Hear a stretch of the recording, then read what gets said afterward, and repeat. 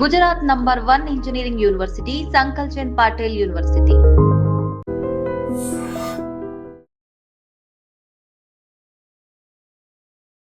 Welcome to relationship lab. నా పేరు లుంబిని. ప్రేమ అంటారు, పెళ్ళంటారు, ఎండ్ రిజల్ట్ మోసం. అంటే ఎక్కడ స్టార్ట్ అవుతుంది, ఎక్కడ ఎండ్ అవుతుంది, అండ్ వీటి రీజన్స్ ఏంటి డిస్కస్ చేద్దాం.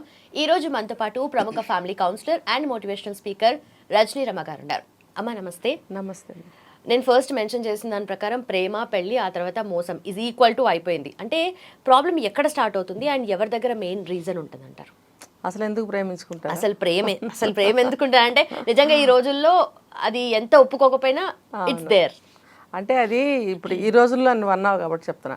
ఈ రోజుల్లో ప్రేమ అనేది ఎక్కడ నాకైతే కనిపించలేదు. పాపం ఇద్దరు అమ్మాయి అబ్బాయి మేము ప్రేమించుకున్నాం అనుకున్నప్పుడు వాళ్ళ మధ్యలో ప్రేమ ఉంటుందేమో నాకు తెలియదు. అంటే అది ప్రేమ అని వాళ్ళు అనుకుంటున్నారు, బట్ అది ఆకర్షణ కావచ్చు, ఇష్టం కావచ్చు.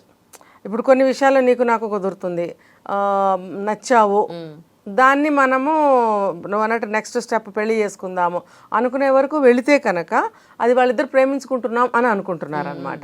అది చూసే వాళ్ళకి అది ఇదేం ప్రేమ, ఇది ప్రేమ కాదు, అసలు ప్రేమ ఇలా ఉంటుందా, వీళ్ళ మొహం అది అని చూసేవాళ్ళు అనుకుంటుంటారు. కానీ అందులో ఉన్న వాళ్ళకి మాత్రము బావ మేము పీకల వరకు మునిగిపోయాము, ఇది అద్భుతం, ఇంతకు మించి ఏదే లేదు అని అనిపిస్తుంది. నిజానికి ఇది ఆకర్షణ తర్వాత ఇష్టం ఏర్పడిపోయింది. ఇష్టం ఏర్పడింది, తను నా అభిరుచులకి కానీ, నా ఇష్టానికి కానీ, నా మనసుకి కానీ బాగా దగ్గరగా వచ్చింది. తను నావన్నిటినీ తను కూడా ఇష్టపడుతుంది ఈ నా లక్షణాలని. లేకపోతే నా లక్షణాలు ఏవేవైతే ఉన్నాయో అవన్నిటిని, టేస్ట్లు కావచ్చు, అభిరుచులు కావచ్చు, తన ఏదైనా కూడా ఆ అమ్మాయికి నచ్చింది అనుకుందాం ఒకవేళ. సో ఆ అట్రాక్షన్ అనేది, ఆ ఇష్టత అనేది ఏర్పడిపోతుంది. సో మేము లవ్లో ఉన్నామని పాపం ఫీల్ అవుతారు. ఇంకా వాళ్ళకి తెలియదు పాపం, ఇంకేం చేస్తారు, అదే లవ్ అనుకుంటారు, చక్కగా మంచిగా ప్రేమించుకుంటారు. ఈ రకంగా వాళ్ళు మేము ప్రేమలో పడిపోయాము, మేము ప్రేమించుకుంటున్నాము అని అనుకుంటారు అనమాట. కొంతమంది పెళ్లి వరకు వెళ్తారు, కొంతమంది ఇష్టం లేకపోతే డ్రాప్ అవుతారు. అట్లా అయితే నిజంగా చెప్పాలంటే మీరు చెప్పిన దాని ప్రకారం చూస్తుంటే ప్రేమలో ఉన్నాము అనుకునే వాళ్ళ సంఖ్య ఎక్కువగా ఉంటుంది అంటున్నారు. అంతే కదా. నిజమైన ప్రేమలు మనకి ఎక్కడ కనిపించదు. నిజమైన ప్రేమలు అయితే ఎన్నో ఎటుపోతున్నాయి, డెస్టినేషన్ ఎక్కడుంది వాళ్ళకి, ఎటు వెళ్తున్నారు, అది అట్లా ఏం లేదు. ఇప్పుడు ఏంటంటే వాళ్ళకి తెలియాలి. ఇప్పుడు నిజమే మేము ప్రేమించుకున్నాము అన్నప్పుడు ప్రేమించుకునే వాళ్ళు ఎలా ఉండాలి అంటే, నేనున్నాను, నువ్వంటే ఇష్టపడుతున్నాను, ప్రేమించాను, నీతో నేను ఎలా ఉండాలి? సరే, నేను నిన్ను ఇష్టపడుతున్నప్పుడు నువ్వు నాతో ఎలా ఉండాలి? నన్ను చాలా బాగా ఇష్టపడుతున్నాడు ఈ అబ్బాయి లేదా ఈ అమ్మాయి, నన్ను అంత ఇష్టపడుతున్నప్పుడు నేను ఎలా ఉండాలి అంటే, నాలో ఉన్నటువంటి మంచి లక్షణాలే కానీ ఇంకోటి కానీ అతనికి నచ్చినాయి కాబట్టి నన్ను ఇష్టపడుతున్నాడు అంటే, తనకు అది మంచి ప్లస్ పాయింట్సే కదా అవన్నీ. నా క్యారెక్టరే కావచ్చు, నా అభిరుచులే కావచ్చు, నా అటైర్ కావచ్చు, నా అందం కావచ్చు, నా ప్రవర్తన కావచ్చు, చేసే పని తీరు, ఏదైనా సరే అతనికి నచ్చింది లేదా ఆమెకు నచ్చింది అనంటే గ్రేటే కదా నాకు. మరి ఆ గ్రేట్నెస్ని మనం గుర్తించి వాళ్ళు అవన్నీ నాలో ఉన్నవన్నీ గుర్తించి నన్ను ప్రేమిస్తున్నారు, నన్ను ఇష్టపడుతున్నారు అంటే వాళ్ళ భాషలో ప్రేమిస్తున్నారు, నా భాషలో ఇష్టపడుతున్నారని చెప్తాను నేను అనేది వాళ్ళు గ్రహించగలగాలి.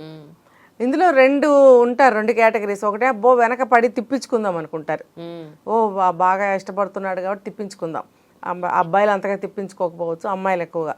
రెండోది ఏంటంటే టెస్ట్ చేద్దాము, లేకపోతే ఇష్టపడుతున్నాడు కదా మనం కూడా ప్రేమిద్దాము అని అనుకుంటారు. కానీ కొన్ని సందర్భాల్లో అలా ఏడిపించడం కూడా కరెక్ట్ కాదు. తిప్పుకొని అంటే కొన్ని సినిమాల్లో చూపిస్తున్నారు, ఆ సినిమాల ప్రభావం కూడా ఉంది జనాల మీద. ఇలా చేస్తే ఎలా ఉంటుంది, అలా చేస్తే ఎలా. అసలు ప్రేమ అంటే ఏంటి? వన్స్ మనసులో ఒక అభిప్రాయం ఏర్పడుతుంది, అది చెప్పి రాదు. లుంబిని ఉంది, ఫస్ట్ లుక్లో నాకు సంథింగ్ ఏదో నచ్చింది తనలో, ఏ అమ్మాయి చక్కగా మాట్లాడుతుంది లేకపోతే చక్కగా నవ్వుతుంది అనేది ఒక అభిప్రాయం అది పడిపోతుంది నాకు. First impression is best impression అంటారు కదా. ఆ ఇంప్రెషన్ అనేది వన్స్ పడిందంటే లైఫ్ చివరి వరకు పోదు అది. అంటే ఒక అభిప్రాయాన్ని కానీ ఒక ఇష్టాన్ని కానీ మనం మార్చుకోలేము, అది మనసులో ముద్ర పడిపోతుంది. అది అవతల వాళ్ళు ఒప్పుకోకపోయి నేను నీకు ఇష్టపడిపోతున్నాను నువ్వంటే అనేది చెప్పి జరగనప్పుడు నేను ఇందాక చెప్పినట్టు నన్ను ఇంత ఇష్టపడుతున్నాడు లేదా ఇష్టపడుతుంది కాబట్టి అంటే తను ఇష్టపడాలని లేదు అక్కడ. ఇక్కడ పాయింట్ గుర్తుపెట్టుకోవాలి. ఇందాక నేనేం చెప్పానంటే అది గ్రహించగలిగి ఇతనిలో కూడా ఏదైనా మంచితనం ఉంటే నువ్వు అబ్జర్వ్ చెయ్యి, నీకు ఇష్టమైతే ప్రేమించు, కానీ ఇష్టపడాలనేది అస్సలు లేదు, గ్యారంటీ లేదు. ఎందుకు ఇష్టపడాలి?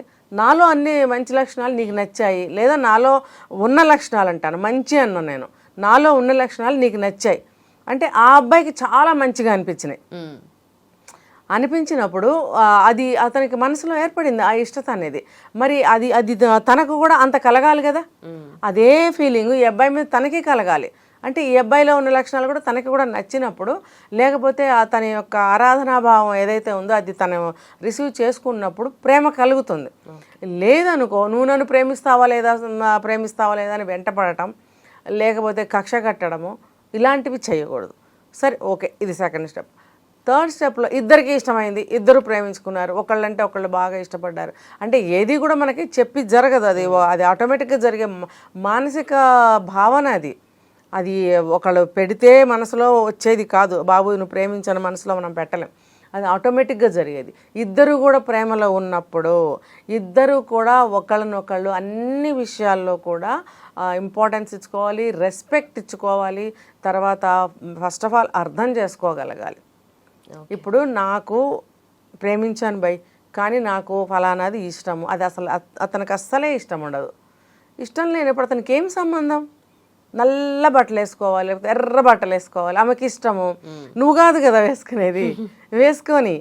లేదు, తనకి ఏదైనా ఒక ఫుడ్ ఐటమ్ ఇష్టం, లేకపోతే అబ్బాయికి ఏదైనా ఫుడ్ ఐటమ్ ఇష్టము, తినేది అతను బాడీకి పడకపోతే అతను ఇబ్బంది పడతాడు.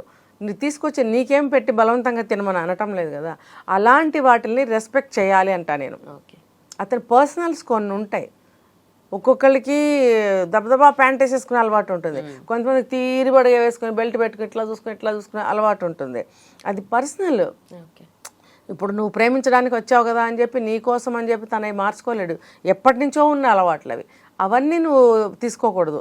నీతో తన బాండ్ ఎలా ఉంది, తనతో నీ బాండ్ ఎలా ఉంది, మన ఇద్దరి మధ్యన ఆ రిలేషన్ ఎలా కొనసాగుతుంది అంటే ఇది స్ట్రాంగ్గా తయారవుతుందా, వీక్గా తయారవుతుందా, ఇవి మాత్రమే నువ్వు చూసుకోవాలి. మన ఒకళ్ళనొకళ్ళు అడ్జస్ట్ అవుతున్నామా లేదా, అర్థం చేసుకుంటున్నామా లేదా, కలిసి జీవించడానికి మనం పనికొస్తామా లేదా, ఇలాంటివి ఆలోచించుకోవాలి. కానీ పర్సనల్స్ వైపుకి వెళ్ళకూడదు. వెళ్ళినప్పుడు ఏమవుతుందంటే ఖచ్చితంగా ఒపీనియన్స్లో డిఫరెన్సెస్ వచ్చేస్తాయి. వచ్చినప్పుడు అదేంటి మొన్న చెప్పాను కదా మాట్లాడనుకున్నాను, అయ్యో సరే నెక్స్ట్ టైం చూద్దాంలే, ఇలా అలాంటి ఆలోచనలు సాగినాయంటే నెగటివిటీ పెరిగిపోతూనే ఉంటుంది. ఇవి ఎక్కువగా అమ్మాయిలకి జరుగుతాయి, అమ్మాయిలే ఆలోచిస్తారు. దానివల్ల ఏమవుతుంది, అయిష్టత పెరిగిపోతూ అంటే మళ్ళీ మొదటికి వస్తారనమాట. ఎంతో ఇష్టంగా మొదలైన ప్రేమ అనుబంధం మళ్ళీ నెగటివ్గా తయారవుతూ ఉంటుంది.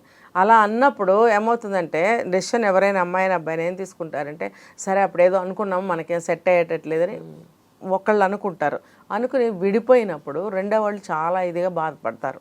నేను ఇంత ఇదిగా ప్రేమించాను కదా అది. అంటే ఇది ఒకవేళ ఇది వన్ సైడ్ రిక్వైర్మెంట్స్ అనుకో, ఇవన్నీ ఇతను ఇలా ఉండాలి, అలా ఉండాలి, అలా వేసుకోవాలి, ఇలా నవ్వాలి, అలా కూర్చోవాలి, అలా కాలు మీద కాలు వేసుకోవాలి, ఇలా షూ వేసుకోవాలి, ఇలా తల దూకోవాలి, ఇలా చిరునవ్వు నవ్వాలి, వాట్సాప్లు, ఇవన్నీ రిక్వైర్మెంట్స్ అన్నీ అమ్మాయికి ఉన్నప్పుడు, అమ్మాయికి అవన్నీ జరగనప్పుడు తను కట్ చేసుకోవాలనుకున్నప్పుడు కంప్లీట్గా వన్ సైడ్ జరుగుతుంది ఇదంతా.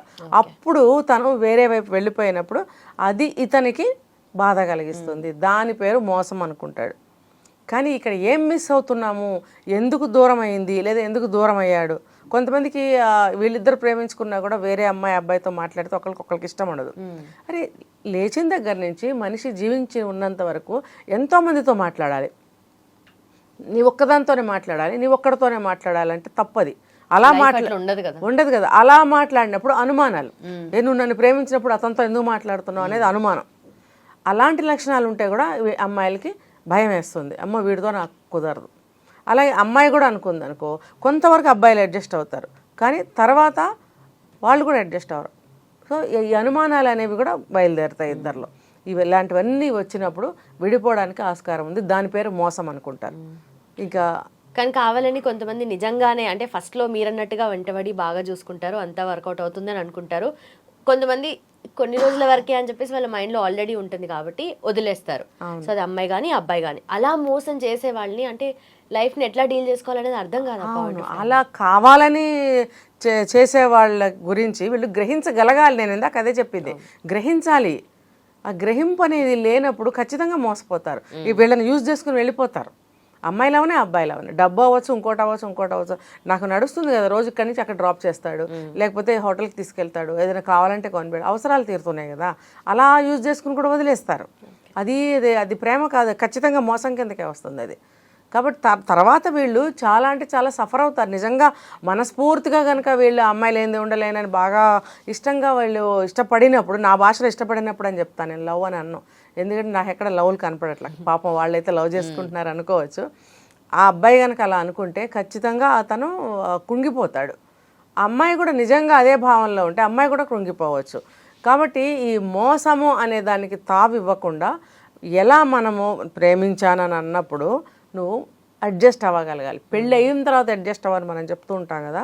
నువ్వు ప్రేమించి నువ్వు అన్నట్టు కొద్ది రోజులు వదిలేసేద్దాం అనుకుంటున్నావా?